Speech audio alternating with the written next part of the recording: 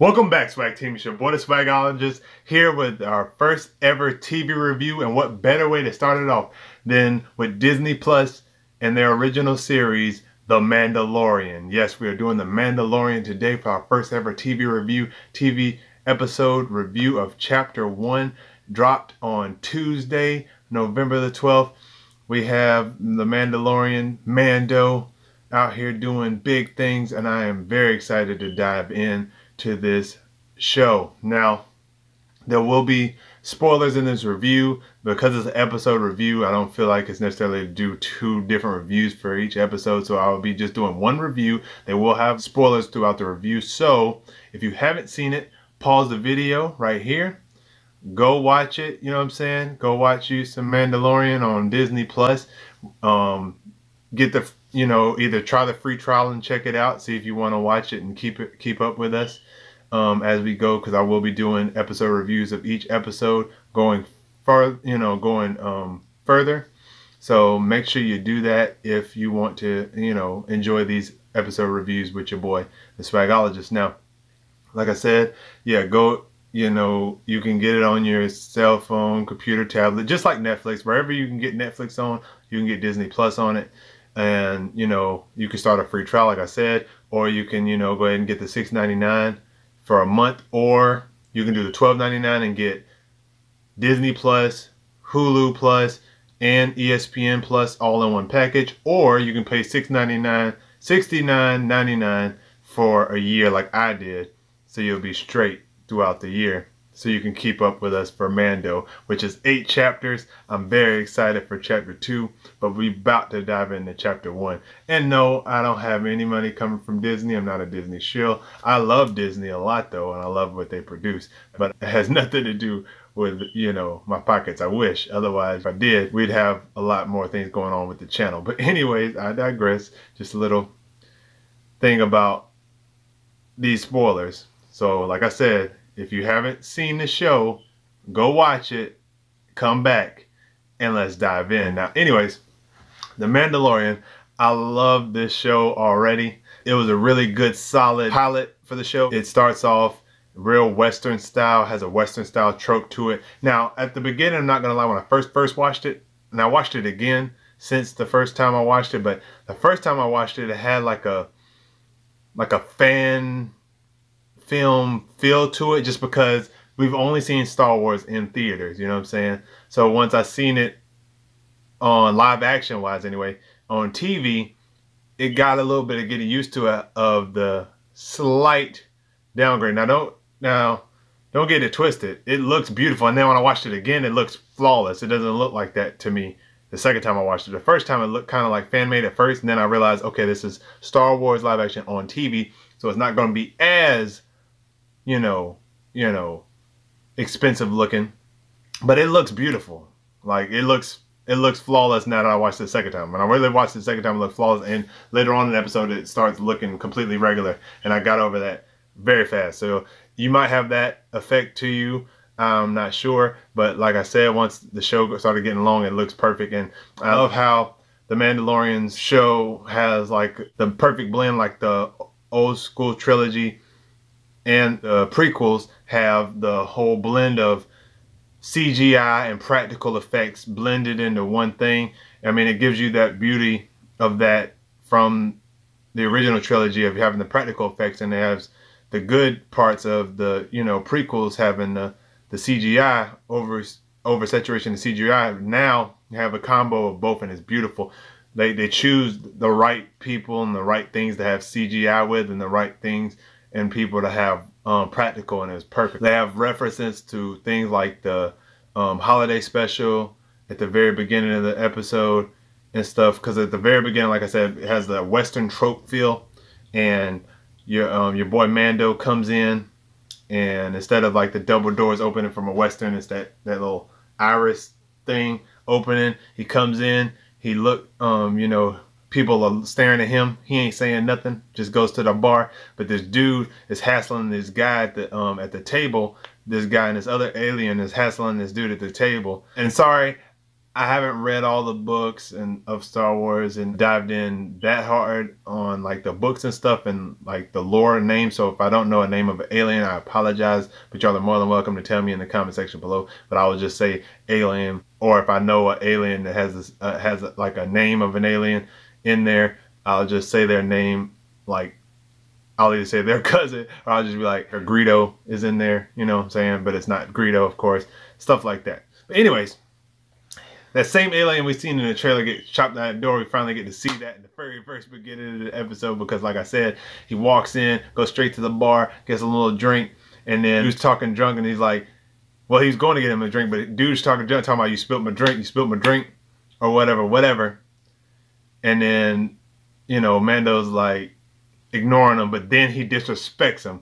And you find out more throughout the episode that his armor means a whole lot to the Mandalorian, you know what I'm saying? It means a whole lot to him, and dude disrespects him by scratching it with his knife, or you know, doing that to his chest armor with his knife. So then the bartender's trying to keep peace, talking about the drink's on me, slides it to him. Mando's like, nope, grabs it, wow, knocks boy out, and then they show the badassery of the Mando in the first 5 minutes, which I really enjoyed. He gave him the business with the with the cup. He's like, bah, hit boy with the cup. Then dude tried to come at him, you know what I'm saying, the other alien, but he wasn't having it. Hit him on the bar.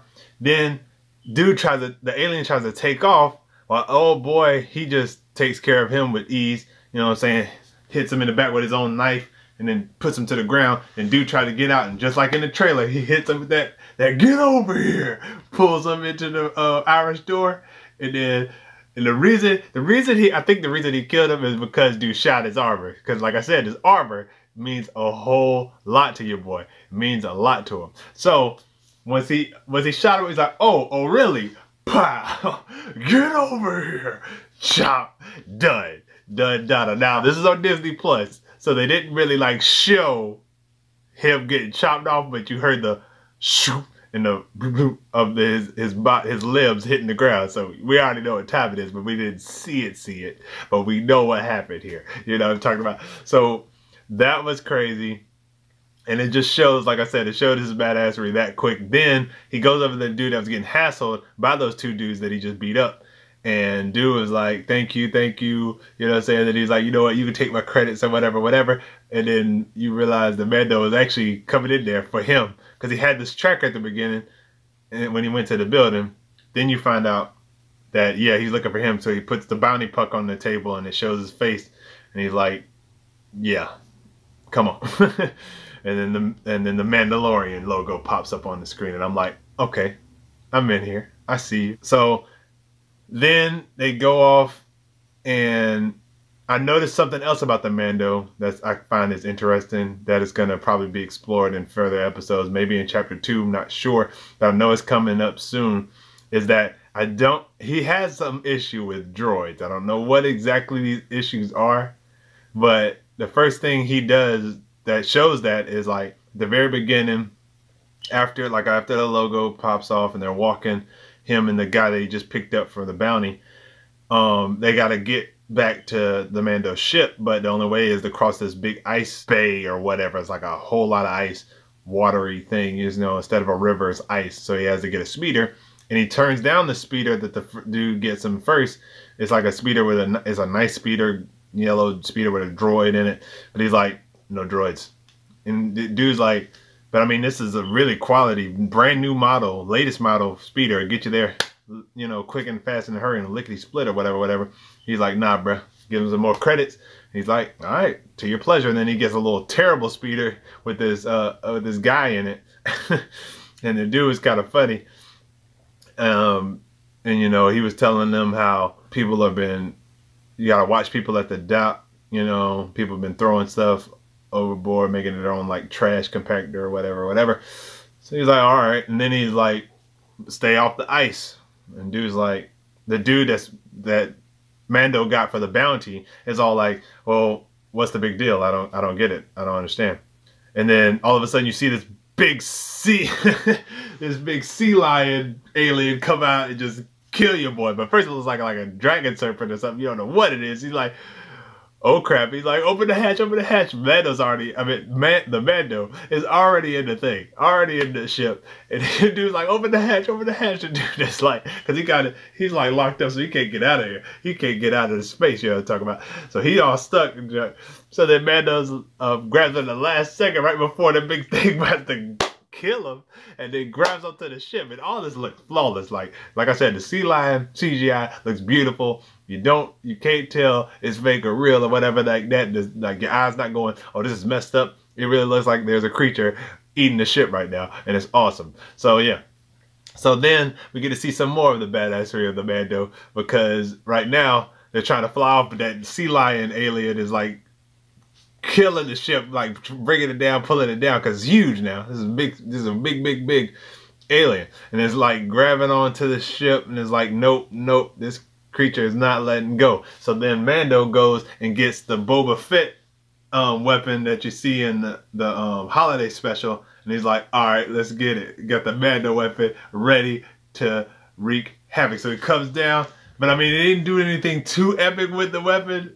It just, he was like, one stab, bow, electrocuted that hoe, he let go. I was like, okay, I can't wait to see what this weapon could really get down and dirty with, you know what I'm saying, later on in the show. After that, we get some, like I said, we get references to Life Day and stuff from the Christmas special, all that good stuff. And I mean, I really enjoy a lot of what this show has to offer. But the first 10 minutes was great, and then it gets even better in the final 30 minutes. The final 30 minutes is just greatness. Love it. Like, especially when he something I didn't expect. Now, y'all might have expected this, I'm not sure. Let me know in the comment section below if you expected this already while watching the Mandalorian. That there's more than just him in this show. Like, there's a lot of Mandalorians. I thought he was going to be the only Mandalorian. That caught me completely off guard when he went to his tribe of Mandalorians to sell his credits, because after he got dude and he put him in the Han Solo oh, y'all gonna hate me in the comments, but you know, when he gets like basically cryovac or whatever. That's the best I can do right now. For some reason, my mind's blanking on what happened. You know what happened to Han Solo and Empire. When he gets the ice, he gets frozen or whatever. He froze that dude, and they had like a stack of them things, and he had like a bunch of people that he got. So once he gets all that and gets to see my man Carl Weathers, you know, he gets to see him. He gets the big job, and once he gets the big job, the dude gives him the Beskar, which is the steel that the Mandalorian, I'm guessing this is a Mandalorian high price item, and it's basically the Star Wars version of vibranium. It's very important to the Mandalorians. It's in their lore. It's like their steel. It's like originated from them, kind of like you feel like vibranium is originated from, you know, Wakanda and stuff like that. So it's very important to the Mandalorians. So when he took the job, he got a good piece of it. But come to find out, if he completes the job, he'll get a whole like truckload of it. You know what I'm saying? From what the guy was saying. But this is an off-book job. They're even using a credit chit, and I said chit, C-H-I-T, a credit chit, which is like less than a credit chip, which is weird in the Star Wars world, like 100th. I think it's 100th less, but doesn't matter. You know, it's enough to get what he wants, which is the Beskar, to add on to, because that's what you find out now that's why I went to this. That's what you find out when he goes to see his Mandalorian tribe, and he goes to the Mandalorian blacksmith or whatever. When he does that, and he gives her the Beskar metal, she changes it to armor for him, some more armor for his shoulder blade, which was awesome. But then we also find out that he was what they call as a foundling, that more of the Beskar metal can go to foundlings, and then you find out he was a foundling. Now I'm thinking a foundling is basically, I mean, Star Wars is known for this. Basically, they take young babies or whatever, either find them or save them, and then they make them into something else, whether it's a stormtrooper or a Jedi. So I feel like a Foundling is basically that, maybe because they do a little flashback thing where they show that kid that's in that in the trailer, and the parents or whoever was watching over and put him in something, and he was all reachy, and they were like leaving him. Now I'm not sure what exactly all was happening in there because they did like flash frame. They didn't really show exactly all that was going on, and I'm pretty sure we'll get more of that in chapter 2. But I'm thinking they saved him and made a Mandalorian, or they just took him and made a Mandalorian, kind of like stormtroopers. You know what I'm saying? But we'll see. But I feel like throughout this show, it's very important to the Mando or the Mandalorian, our main, our main guy, is to find himself and be the best Mandalorian he can be. Like the Mandalorian lore and, his ancestors and all of that mean a whole lot to him. And I think it's because they saved him. But I'm not totally sure on that until we know more from the show. But the armor, like I said, is very, very important to Mando, because he cares very much about the lore and everything. And also he spent all his credits that he just got through the bounty just to make it armor, you know what I'm saying, instead of something else. He made it armor. So it's very important to him, and I think that's why he keeps his helmet on, because they say, the rumor is they never take off the helmet, but I don't think that's necessarily true unless something happened in between Rebels and now, because in Rebels, Star Wars Rebels, spoiler alert, they take their helmets off a lot in that show. And Sabrine Wren, who is a Mandalorian, always has her helmet off, you know what I'm saying, throughout the show. So I don't know if I don't think that's really a thing, but it is definitely a thing to him. Like maybe in the original group of Mandalorians, they never took their helmets off, and then they kind of got out of their way and started taking their helmets off, and now he wants to go back to the old ways, and it's just very important to him to be a true Mandalorian, because further on when we meet one of my favorite characters in the show, and I hope he makes another appearance for sure, is my daughter be like, and I have spoken. That dude is the truth.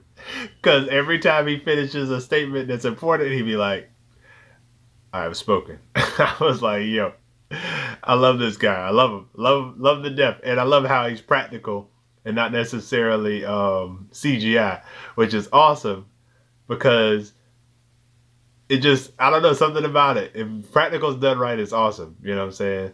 He doesn't seem like a puppet. He seems like an actual creature thing,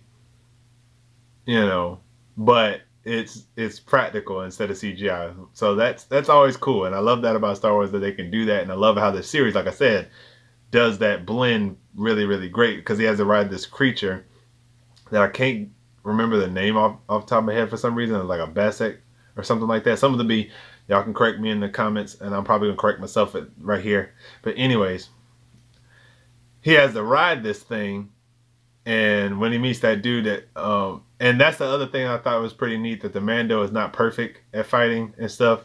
Like if he's caught off guard, he can be caught off guard or whatever, because that thing that he has to ride comes out of nowhere and just tramples up for a second. He tries to use arm flamethrower, you know what I'm saying, weapon, and doesn't connect, because dude grabs, like the alien grabs his arm and takes him to the ground, and another one's about to come and kill him, but like I said, my man I have spoken came through and took him down. So once that happens, all is better for that little period of time. But the reason I say that the lore of the Mandalorians is very important to the Mandos, because he was trying to ride it and he couldn't. And oh yeah, Mandalorian is great for the Star Wars humor throughout this whole thing. This very much so felt like Star Wars humor instead of anything else outside of it, because I know a lot of people had a problem with the way The Last Jedi humor was, kind of more like Marvel instead of like Star Wars. Well, this one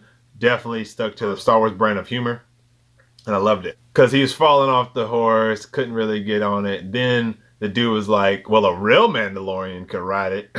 Once he said that. But he said it a lot more beautiful, a lot more meaningful to him.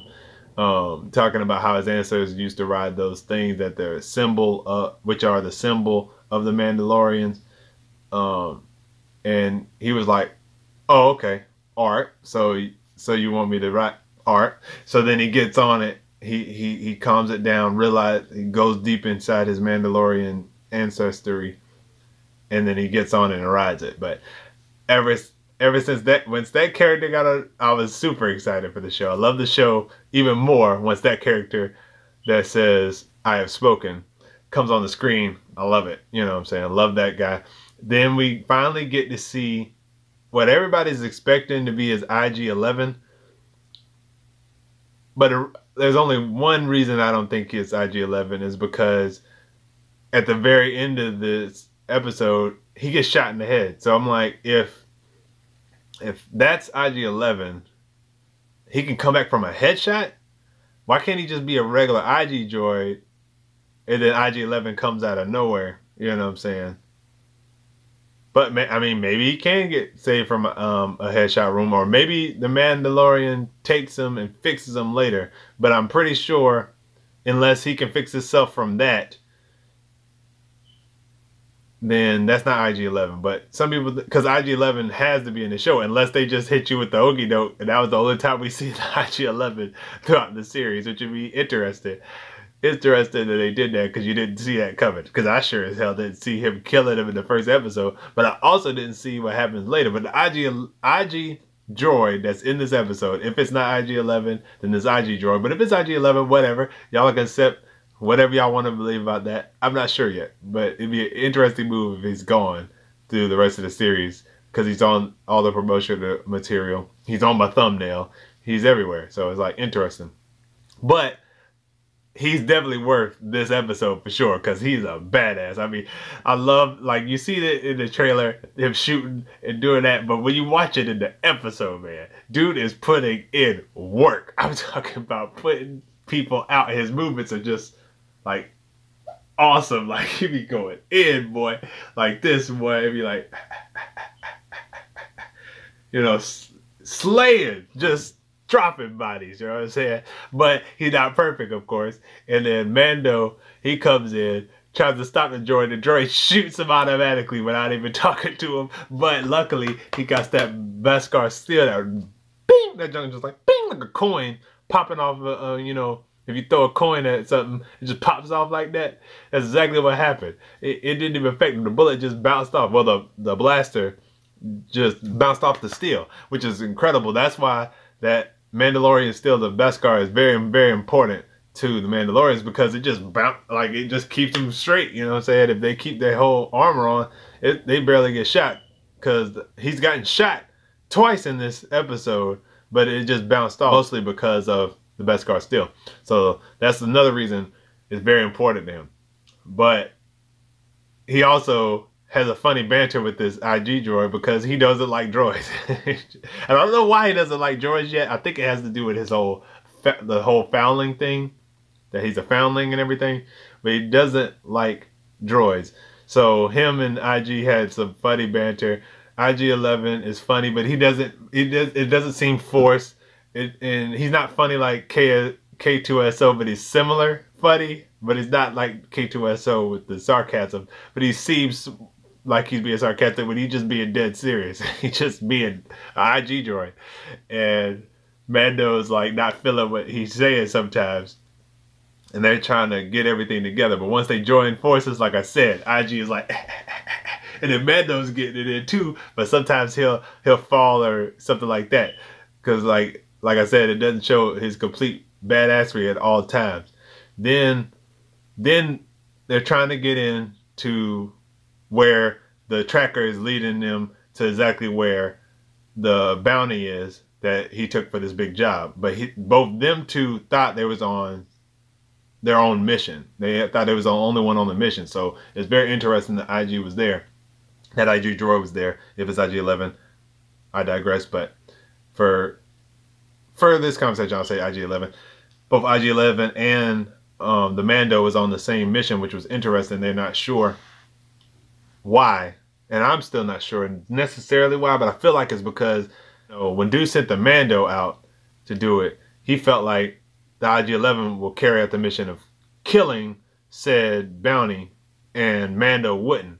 And sure enough, that's exactly what takes place, because you come up to the most surprising thing of the whole entire episode. They ran up on a Yoda's species. So Yoda's species is in this little ball, and they open as a baby, but the baby, because at the beginning, he gives him the job to do. Once he gives him the job to do, you find out that the bounty that they're supposed to be getting is 50 years old, but it's a baby. But that's because the way Yoda's and Yaddle's species grow is different than everyone else's. It could be a baby, but it's 50 years old. So I'm thinking in like human years, it's 5 months. So 5 months equals 50. And like, I'm guessing 900 equals 90 in human years, because that's how I based it. I'm not even sure if that's the same amount of time far apart, but that's what my mind says. I'm thinking 90 to 900, and then like 5 months to 50. Y'all do the math and tell me if that's about right. And or just at least tell me the math from 50 to 5 months, because I'm terrible at math. But I'm pretty sure that baby was 5 months, but in their years it's 50, in our years it'd be 5 months. But it was really cool to see that, and because IG-11 decided they was going to go through the mission of killing him, Mando was like, nah, bruh. Pow! And the way that Dave Filoni shot this, speaking of which, Dave Filoni directed this very well. He shot it really well. I love the way he shot the show. I love how sometimes when you see the Mando walking, he's not the main focus in the frame. We're not all close up on Mando. We're like in a wide shot. We can see everything that's going on around him while he's walking. Love all that stuff. Love the way he shot it. But anyway, the way he shot that, you didn't know if the baby got shot or Mando shot him. And you didn't know that until for a split second, you didn't know. But then you see IG-11 fall to the ground and die. So I'm like, I don't know how that could be IG-11 unless they killed off IG-11 first episode, which would be insane but cool. I'm not mad at it either way. It'd be interesting if they did that. But I do love that droid, so I would really hope there's another one or something like that of that nature. So we'll see in the coming episodes, or even maybe in chapter 2, if that even is IG-11. But it was really cool to see that Yoda's species introduced in this episode, and I wonder if it's force sensitive.